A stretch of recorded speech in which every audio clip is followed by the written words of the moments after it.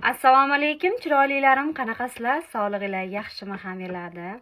Shirin qiz bo'lib xizmatlarni qilib, chiroyli yasanib kiyinib yuribsizlarmi? O'zinglarni tashamasdan, kayfiyatlarni zo'r qilib ancha bo'pti sizlarga motivatsiya bermaganimga. Endi motivatsiyani bera olmaydigan darajada semirgandim-da. Oxirgi paytda esinglarda bo'lsa 72 kilo edim. Ko'rib turganinglardek 62 kiloga tushdim. Qilaman degan odam qilar ekan. Ozaman degan odam ozar ekan. Semiraman degan odam semirar ekan. Qizlar, arvoq bo'lmasdan semirib, yeb, ichib yuringlar deb har doim sog'lom bo'lishga targ'ib qilaman. O'zim ham yeb, ichib, arvoq bo'lganman, har doim suratlarimni qo'yib kelganman.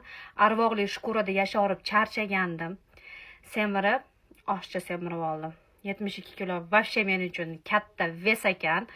Bag'baqalarim chiqib, qonlarim chiqib, o'zimga yoqmasdan, voy endi ko'rmagan kunim qolmadi. Yig'lab, endi men qanaqa qilib ozaman deb bir pasda ozib oldim.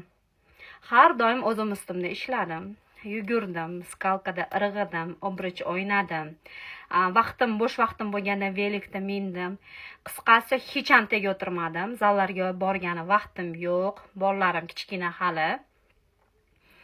Bolalar tashab ishdan oshini borishim juda qiyin. Uyda ozaman desanglar ham ozasizlar ekan qizlar. Mana живое доказательство. Har kuni Alloh bergan har kunida shug'ullaninglar-da. Meni son kiloyam tashash hammaga ham emas qizlar. Qani ketdik. Semirib ketgan qizlar, ves tashashga harakat qilinglar. Oshcha arvayib ozib ketgan qizlar, sog'lom хотя бы bir 60-65 kilo bo'lishga harakat qilinglar.